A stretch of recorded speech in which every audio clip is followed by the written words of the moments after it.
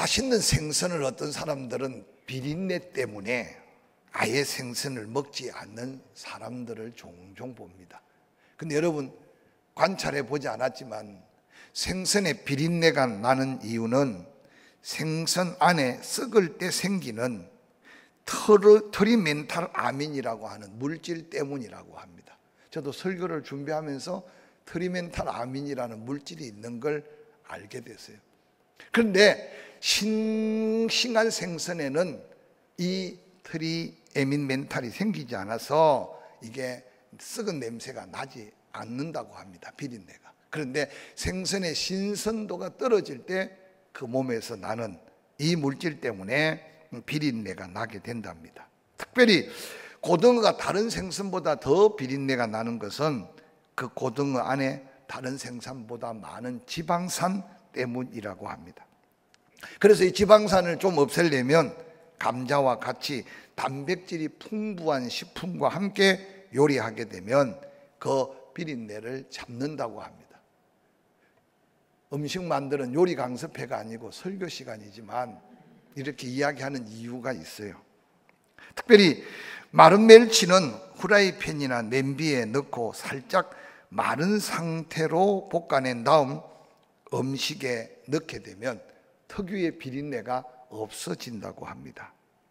뿐만 아니라 국물을 만들 때 찬물을 끓이면서 끓어오를 때 불을 줄이고 뚜껑을 연 채로 끓이면 국물의 비린내를 없앨 수가 있다고 합니다. 여러분, 그런데 세상에 오염된 비린내, 정치, 경제, 사회, 교회 전반적으로 요즘 사람이 살고 있는 데는 구역질이 날 만한 비린내가 계속 유행을 하고 있습니다. 근데 세상의 그 어떤 약도, 세상의 그 어떤 것들로도 인간성 부패, 죄악으로 인해 비린내 나는 세상을 맑게 할 수 있는 방법이 없어서 세상 사람들은 그저 숨쉬기조차 힘든 세상에 피해가며 살고 있습니다. 그런데 정말 이런 세상에 인간 냄새를 없애기 위해서 때로는 하나님은 기도하라 말씀하시고 때로는 하나님은 회개하며 찬양하라고 말하고 때로는 예배를 통해 하나님을 만날 때 비록 인간이 죄악 가운데 썩어지고 냄새나지만 하나님은 정결하고 깨끗게 하시는 은혜를 더해 준다고 말씀하고 있습니다. 그러므로 성경은 끊임없이 쉬지 않고 기도하라, 하나님 앞에 나올 때 신령과 진정으로 토하며 기도하며 찬양하며 예배하라 라고 말씀하시는 것은 끊임없이 세상에 그리스도의 선한 덕을 선전하고 또한 그리스도의 향기를 바라면서 이 썩어지는 세상 속에 하나님의 영광을 드러내기 위한 하나님의 뜻이 있음을 우리는 기억하게 됩니다. 오늘 본문에 등장하는 다니엘은 우리가 너무나 잘 알고 있는 구약의 믿음의 아름다운 도전을 주는 믿음의 선조 아닙니까? 오늘 본문에 등장하는 다니엘은 그 나이 이미 80을 넘기는 고령의 오늘 다니엘을 본문은 소개합니다. 그가 젊은 날에 포로로 잡혀와서 오늘날 이르기까지 얼마나 많은 세상이 변했는지 모릅니다. 나라도 바뀌었습니다. 갈대아 왕조에서 메대와 바사 왕조로 바벨론이 망하고 이제 페르시아 왕조로 이어지는 한 정권이 바뀐다는 것은 그 가운데 얼마나 파란만장한 삶의 운명적 변화가 있었는지 생각해 보시기 바랍니다.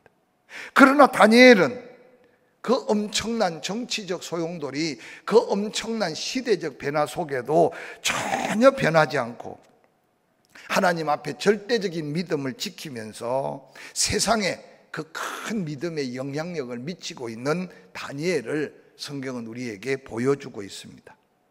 그가 죄악된 이방 문화 가운데 특히 건모 술수가 부정부패가 만연한 당시 정치 세계 속에서도 한결같이 그의 믿음을 지켜가면서 그가 믿는 하나님을 온 세상 사람들에게 영향력 있게 증거하는 다니엘의 삶의 모습은 오늘 이 시대에 사는 그리스도인들에게 새로운 도전의 메시지가 아닌가 생각합니다. 다니엘을 그러한 삶의 모습으로 꿋꿋이 세워가는 영적인 비결은 다니엘서 6장 3절에 다니엘은 마음이 민첩하여 총리들과 고관들 위에 뛰어남으로 왕이 그를 세워 전국을 다스리게 했다. 총리들 고관들 다니엘을 시비하고 투기하고 시기하며 그를 고발할 근거를 찾고자 하되 아무 근거를 찾지 못하고 아무 허물도 찾지 못했다.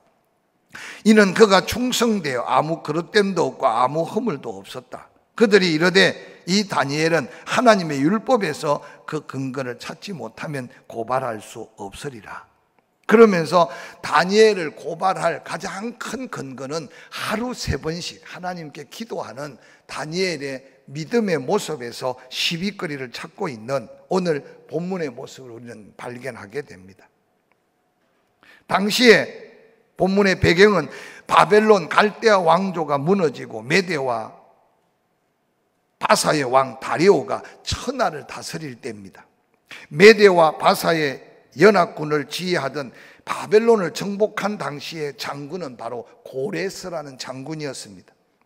고레스는 자기보다 나이가 많은 다리오에게 왕의 자리를 양보하고 그 후에 다리오를 이어서 고레스가 메대와 바사의 왕으로 이어지는 역사를 우리는 살펴볼 수 있습니다. 다리오가 왕이 되어 전국을 다스릴 때 어떻게 하면 그 방대한 바벨론 제국을 효과적으로 통치할 수 있을까? 그래서 전국을 120개 도로 나누게 됩니다. 그 120개 도의 방백들을 세우고 그리고 그곳에 새 총리를 세워서 그 120개 방백들을 다스리게 하는 지역 정치 체계를 바꾸어 놓습니다. 그런데 3명의 총리 중에 가장 지혜롭고 가장 신실한 사람을 뽑아 그 3명의 총리를 어우르게 하는데 놀랍게도 바로 그 3명의 총리 중에 가장 지혜롭고 왕 다음으로 그들을 다스릴 사람을 바로 다니엘을 선택하고 있는 장면 때문에 온 바벨론의 뛰어난 정치가들이 이 다니엘을 그냥 둘 수가 없었던 겁니다. 왜 그러면 이렇게 다리오 왕이 엄청난 개혁 구조를 했는가? 그것은 바로 바벨론의 멸망이 외적인 요소가 아니라 내적인 부패, 내적인 도덕적인 타락이 그 강력한 바벨론 제국이 망하게 된 요인으로 삼았기 때문에 하나님 앞에 진실되고 사람들 앞에 아름답게 정직했던 다니엘만이 그 모든 사람들을 다스릴 사람으로 기억하게 된 겁니다. 훗날 고레스는 바벨론을 정복한 후에 정치범 3,000명을 십자가 처형했다고 기록하고 있습니다. 그 가운데 다니엘만은 하나님을 경외하며 믿음으로 살고 정직하고 또한 순결한 도덕성을 지닌 자였습니다. 바로 그는 하나님의 지혜를 가진 자였고 탁월한 행정 능력을 가진 자였습니다. 그러므로 다니엘은 시대가 변하고 또한 정치가 변하고 세상이 변해도 끊임없이 하나님 손에 붙들려서 하나님 앞에 쓰임 받을 수 있던 것은 바로 그의 기도하는 모습이었을 겁니다. 오늘 다니엘을 고발하고 고소하는 사람들, 그들은 아무런 그릇됨도 아무런 허물도 찾지 못하는 충성된 다니엘. 그러나 그들은 엄모합니다. 다니엘서 6장 7절에 보니까 이에 총리들과 고관들이 모여 왕에게 나아가 그에게 말하되 다리오 왕이여 만수무강하옵소서. 나라의 모든 총리와 지사와 총독과 법관과 관원이 모여 의논하고 왕에게 한 법률을 세우며 한 검령을 정하신 것을 구하나이다. 왕이여 그것은 곧 이제부터 30일 동안에 누구든지 왕 외에 어떤 신에게나 사람에게 무엇을 구하면 사자굴에 던져 넣기로 한 것입니다. 이것은 황제 숭배로서 나라의 기틀을 세워가는 왕에게는 엄청난 기회고 또한 자기를 위한 충성심으로 여겼습니다. 그들이 다니엘을 향한 업무라고 생각지 못했습니다. 왕은 자기 도장을 찍었고 아무도 변개치 못할 규례가 되어 버렸습니다. 이제 다니엘은 30일 동안 하나님께 나아가 기도하는 기도의 시간을 버리든지 아니면 기도하다가 사자굴에 던져지든지 둘 중 하나를 택일해야 되는 위기 속에 던져진 게 오늘 본문의 다니엘이 맞이한 위기입니다. 때때로 우리의 삶 속에 이와 같은 양자택일을 해야 되는데 목숨 건 선택을 해야 된다면 과연 다니엘처럼 자기 목숨 걸고 기도하는 그 기도를 계속할 수 있는 믿음의 사람이 얼마나 될까 한번 생각해 가면서 우리의 영적인 거룩한 도전의 믿음을 다시 한번 키워가는 이 시간이 될 수 있기를 주의 이름으로 간절히 축원합니다. 다니엘의 선택은 성경 앞에 당당하게 우리가 알고 있는 게 뭡니까? 다니엘서 6장 10절은 이렇게 기록합니다. 다니엘이 이 조서의 왕의 도장이 찍힌 것을 알고도 자기 집에 돌아가서는 윗방에 올라가 예루살렘으로 향한 창문을 열고 전에 하던 대로 하루 3번씩 무릎을 꿇고 그의 하나님께 감사하며 기도하는 다니엘의 모습을 소개합니다. 오늘 다니엘의 기도하는 모습을 통해 몇 가지 우리가 함께 도전받을 수 있는 것은 환경이 바뀌고 상황이 바뀌어도 다니엘의 기도하는 그 삶과 모습은 전에 해가는 대로 변함없는 믿음의 모습을 우리는 성경을 통해서 살펴볼 수 있습니다. 코로나 시즌에 우리가 자신을 다시 한번 살펴야 될 것은 우리의 믿음입니다. 믿음. 사람 때문에 흔들려도 안 되고 환경 때문에 흔들려도 안 되고 내 삶의 여러 가지 변화무쌍한 환경에 사로잡혀 버려서 어느 날 할렐루야 아줌마가 어느 날 낙심, 실망, 절망하고 있다면 그건 믿음이 아닐 수 있어요. 사랑하는 성도 여러분, 오늘 다니엘은 그 왕의 도장이 찍힌 줄 알았어요. 기도하다가 이제 발견되어 사자굴에 던져질 걸 알았습니다. 그런데 그의 믿음이 흔들리지 않았다는 것을 성경은 우리에게 강조하고 도전하고 있습니다. 우리가 하나님 앞에 구원받고 천국 갈 확신 속에 사는 믿음이라면 우리 믿음을 과연 무엇과 바꿀 수 있으며 무엇과 타협할 수 있을까 한번 생각해 가면서 끊임없이 시간 앞에, 끊임없이 우리의 삶의 열매인 물질 앞에, 우리가 가진 은사와 재능 앞에, 세상 앞에 당당하게 믿음을 지켜가는 개인의 믿음의 도전이 이 위기 속에 다시 한번 당당히 설 수 있는 하나님의 역사로 이어질 수 있기를 주의 이름으로 간절히 축원합니다. 뿐만 아니라 그런 환경에 지배받지 않는 다니엘의 믿음은 한결같이 끊임없이 기도하는 믿음의 모습으로 나타났습니다.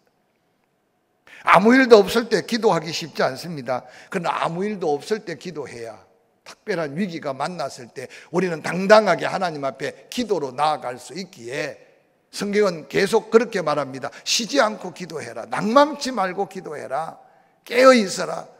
근신하며 기도해라.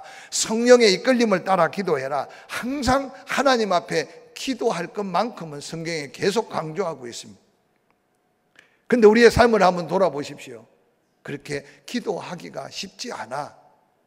기도하는 것이 기도하기를 쉬는 것보다 얼마나 우리의 삶에 많은 여러 가지 갈등을 가져다 주는지 모릅니다. 그런데 오늘 본문에 다니엘은 이미 왕의 도장이 찍혔습니다. 이제 자기를 호시탐탐 노리는 사람들에게 사자굴에 던져져 사자밥이 되는 시간을 지금 초읽기로 보고 있습니다.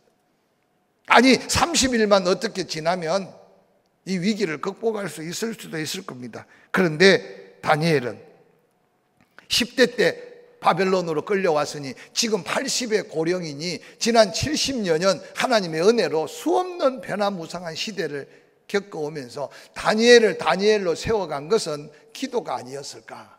그래서 응답받은 기도의 흔적이 있는 믿음의 사람은 기도밖에 할 것이 없고, 또한 응답받은 믿음의 흔적을 가진 사람은 기도로 하나님 앞에 승부를 거는 다니엘의 기도를 오늘 성경을 통해서 새롭게 확신하면서 우리의 기도의 삶을 다시 한번 도전하는 저와 여러분이 될 수 있기를 주의 이름으로 간절히 축원합니다. 예루살렘 성전은 황폐화되었습니다. 세상에 타협하는 수많은 사람들은 바벨론화가 되어버렸습니다. 그래서 하나님의 백성으로서 자부심도 긍지도 잃고 바벨론화가 되어버린 사람들, 그들의 2세들은 유다 방언을 할 줄도 몰라 느헤미야는 머리털을 뽑아 하나님 앞에 탄식하는 지경에 이르게 된 시절을 우리는 보게 됩니다. 그러나 다니엘은 이런 절망적인 상황 속에서도 낙심하지 않습니다. 그는 규칙적으로 하루 3번 기도합니다. 어떤 상황이 그 옆에 다가오더라도 그의 기도는 생명을 건 기도였습니다. 그때 어떤 위기 속에서도 중단할 수 없는 것은 기도였습니다. 어떤 면에서 그는 기도로 오늘의 다니엘의 자리를 지켜왔다고 해도 지나치지 않을 겁니다. 사랑하는 성도 여러분, 우리는 언제 기도해야 될까요? 우리의 선조들은 6.25의 전쟁, 낙동강 전투에 그의 자녀들과 형제들이 피를 흘리며 나라를 지키지만 나라를 지키는 분은 하나님인 줄 알고 부산에 모여서 마지막 하나님 앞에 부르짖었던 기도의 역사는 6.25의 전투의 역사 속에 세계 어느 민족에게 찾기 어려운 기도의 역사였습니다. 사랑하는 성도 여러분, 오늘 나라와 민족의 위기라고 말하면서 핏겟은 들면서 기도는 하지 않습니다. 목소리 높여 머리는 깎으면서 기도하는 사람은 없습니다. 예배를 지켜야 된다고 하소연하지만 금식하며 부르짖는 기도의 무리들은 그리 많지 않습니다. 세상 앞에 목소리를 내기 전에 우리는 하나님 앞에 다니엘의 이 쉬지 않고 전에 행하던 대로 기도하는 이 모습으로 다시 우리 자신을 지키고 우리의 가정을 지키고 하나님의 교회를 다시 한번 세워가며 이때가 복음 전하는 복음의 능력으로 무장되는 저와 여러분이 될 수 있기를 주의 이름으로 간절히 축원합니다. 뿐만 아니라 다니엘의 기도의 모습을 통해 기도하는 믿음의 사람의 자세를 살펴볼 수 있습니다. 다니엘은 지금 하나님 앞에 무릎을 꿇고 기도합니다. 이 무릎을 꿇는다는 말은 믿음의 아름다운 고백입니다. 절대 복종, 하나님만을 신뢰하는 행위가 바로 무릎 꿇는 행위입니다. 우리가 비록 의자에 앉아 편안하게 예배드리지만 기도만큼은 우리 마음 중심이 하나님 앞에 엎드린 그 모습, 무릎 꿇은 그 모습으로 하나님을 하나님으로 인정하는 기도의 자세를 갖고 다시 한번 기도할 수 있기를 주의 이름으로 간절히 축원합니다. 뿐만 아니라 다니엘은 위층에 올라가 예루살렘을 향한 창문을 활짝 열어 제꼈습니다. 아니 어디에서나 기도해도 다 들으시는데 이렇게 살벌할 때 은밀하게 기도하면 내가 은밀한 중에 응답하신다. 아마 돗문을 꽁꽁 걸어 잠그고 방음 커튼을 치고 그러고 소리 없이 기도할 수도 있었을 겁니다. 그런데 다니엘은 전에 행하던 대로 예루살렘을 향해 문을 열었던 그 문은 자신의 마음의 문, 삶을 모든 것을 다 내려놓은 기도의 사람의 담대함의 모습을 그대로 보여주고 있지 않겠습니까? 때로 조용히 묵상하며 기도할 수 있어야 합니다. 그러나 때로는 부르짖어 기도할 수도 있어야 합니다. 때로는 내가 할 수 있는 것 다 하면서 기도할 수 있어야 됩니다. 그러나 때로는 금식하며 기도할 수 있어야 합니다. 때로는 밤을 꼬박꼬박 새워가면서도 기도할 수 있어야 됩니다. 사랑하는 성도 여러분, 수요일 저녁을 기도하는 날로 정할 수 있었으면 좋겠습니다. 할렐루야. 3일 길을 걷다가 하나님의 도우심이 필요하다면 그래도 그 한 시간을 구별해서 자녀를 위해서 교회를 바라보고 이도성을 바라보고 나라와 민족을 바라보고 누군가가 어느 처소에 있든지 좀 그 시간을 구별해서 기도하는 마음이 이 시대에 필요하지 않을까 생각해 봅니다. 아무도 그렇게 생각하지 않지만 다니엘 혼자 외롭게 문을 열어놓고 간구하는 그 기도, 하나님께서는 하늘 문을 열었고 다니엘의 열린 마음속에 그 심령에 하나님은 놀라운 응답의 기적을 보여주셨으리라고 저는 확실히 믿습니다. 다니엘은 어떤 형편에 처하더라도 절망하거나 낙담하지 않고 오늘 다니엘서 6장 10절에는 뭐라고 말합니까? 그는 하나님께 감사하더라 라고 기록하고 있습니다. 이 다니엘의 기도 속에 우리가 본받기를 원하는 것은 그 처절한 상황 속에 목숨 건 그 위기의 두려움 속에 다니엘 마음속에는 그것조차도 감사의 제목이 되었습니다. 80의 노구를 이끌고 아마 다니엘은 겉모술수 많은 그 시대 속에 수많은 사람들 왕의 마음을 사로잡아 왕의 도장을 찍고 변개할 수 없는 그 어마어마한 현실 앞에 다니엘의 마음속에는 지난날 숱한 위기 속에 하나님의 응답과 함께 하심의 은혜가 다니엘의 마음속에 지금의 두려움보다 훨씬 더 큰 감격이었을 거예요.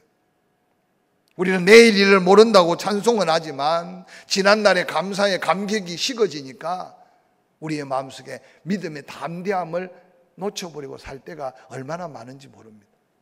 오늘 이 위기 속에 감사하는 다니엘의 감사의 기도를 저는 조국 대한민국의 믿음의 사람들은 다 가슴 속에 담고 하나님 앞에 기도해야 될 사명자임을 깨달으시기를 주의 이름으로 간절히 축원합니다.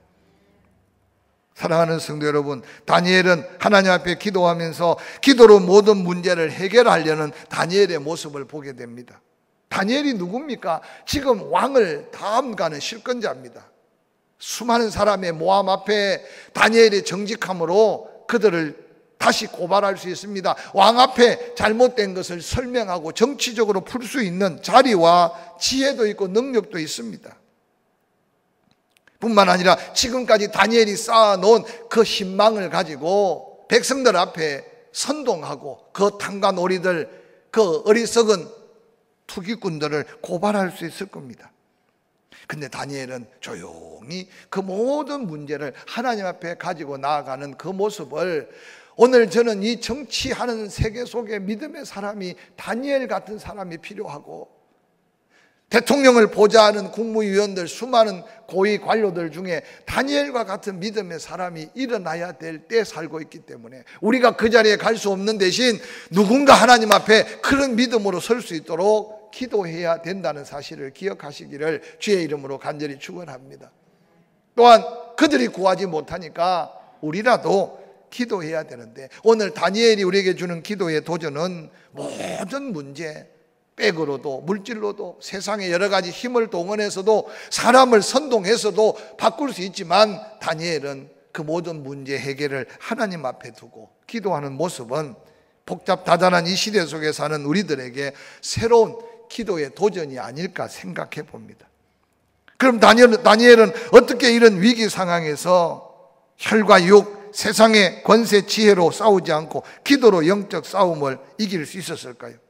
다니엘서 6장 22절은 이렇게 기록합니다.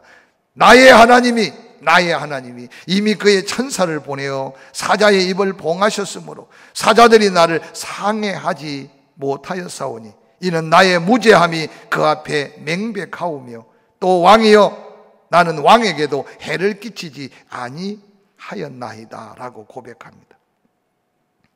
다니엘서 6장에는요 10절, 16절, 22절, 23절, 26절 다니엘이 계속 왕 앞에 수많은 메대와 바사의 관료들 앞에서 고백하는 게 뭡니까? 나의 하나님, 나의 하나님. 철저하게 생명보다 귀한, 아니 나의 생명을 그의 손에 붙들고 있는 하나님, 사자의 입을 봉하실 수 있는 하나님, 무엇이 진리고 무엇이 거짓인지 판단하시는 하나님, 왕의 마음을 헤아리고 내 마음을 헤아리시는 하나님. 다니엘은 당당하게 사자굴의 문이 열렸을 때 위대한 하나님을 고백하고 있는 이 믿음이 바로 다니엘을 하여금 기도하게 하고 그 기도를 응답하신 하나님이 다니엘의 하나님인 것을 오늘 성경은 우리에게 보여주고 있어요. 내 믿음을 내가 지키고자 몸부림치는 게 아니라 바로 내가 그 하나님을 바로 바라보고 그 하나님을 하나님으로 신뢰하는 그 순간 하나님은 우리에게 그 모든 것을 감당하고 이길 수 있는 믿음의 능력을 더해 주실 줄로 믿습니다. 다니엘은 사자들의 입을 두려워한 것이 아니라 하나님의 능력을 더 신뢰했기 때문에 그의 천사를 보내어 사자들의 입을 봉하신 하나님을 지금 찬양하고 있었습니다. 사랑하는 성도 여러분, 우리의 살고 죽음이 하나님의 손에 있다고 믿어진다면 우리의 삶은 훨씬 더 당당하고 담대하고 믿음의 모양을 드러내는 삶이 될 줄로 믿습니다. 다리오 왕이 다니엘을 어떻게 구원해 볼까, 다니엘을 어떻게 살려 볼까 하루 해가 지도록 몸부림치고 있는 당시의 왕은 신적 존재였습니다. 결국 다리오 왕이 다니엘에게 뭐라고 말합니까? 내 힘으로는 안 되겠다. 너의 살아계신 하나님, 네가 섬겼던 그 하나님만이 유일하게 구원의 역사만 남아있다. 그러고는 다니엘을 사자굴에 던져놓고 그 굴에 왕의 도장과 귀인들의 도장으로 인장을 칠 때 왕의 마음이 어땠겠습니까? 그런데 놀랍게도 바로 다니엘의 그 하나님은 진리가 무엇인지, 하나님의 의로움이 무엇인지를 당당하게 보여주는 다니엘의 순교적 기도로 나아가는 담대한 믿음의 역사가 하나님이 하나님됨의 놀라운 승리의 역사로 이어지는 하나님의 역사를 바라보시기를 바랍니다. 이어지는 다니엘서 6장 24절 이후에 왕이 말합니다. 다니엘을 참수한 사람들을 끌어오게 하고 그들을 처자까지 사자굴에 던져 넣게 하였더니 그들이 굴 바닥에 닿기도 전에 사자들이 그를 움켜서 그의 뼈까지 부서뜨렸다. 다리오 왕이 온 땅에 있는 모든 백성과 나라들과 언어가 다른 모든 사람들에게 다시 조서를 내립니다. 너희에게 평강이 있을지어다. 내가 이제 조서를 내리노라. 내 나라 관할 아래에 있는 사람들은 다 다니엘의 하나님 앞에 떨며 두려워할지니 그는 살아계시는 하나님이시요 영원히 반하지 않으실 이시며 그의 나라는 멸망하지 아니하실 것이요 그의 권세는 무궁할 것이며 그는 구원도 하시며 건져내기도 하시며 하늘에 쓰든 땅에 쓰든 이적과 기사를 행하시는 이로서 다니엘을 구원하여 사자의 입에서 벗어나게 하였음이라 하였더라. 28절이 중요해요. 이 다니엘이 다리오 왕의 시대와 바사 사람 고레스 왕의 시대에 형통하였더라 라고 기록하고 있습니다. 한 번의 믿음의 결단과 기도의 놀라운 도전은 그 완악한 시대 속에 하나님이 하나님됨을 선포하고 도리어 하나님의 영광만 드러낸 것이 아니라 또한 다리오 왕 이어 고레스 왕의 시대까지 다니엘의 형통함은 바로 기도한 다니엘에게 하나님이 역사한 응답의 기적의 증거였음을 기억하고 우리의 삶의 현장에 다시 기도해야 될 이유와 제목을 가지고 나아가는 이 한 주간의 시작이 될 수 있기를 주의 이름으로 간절히 축원합니다.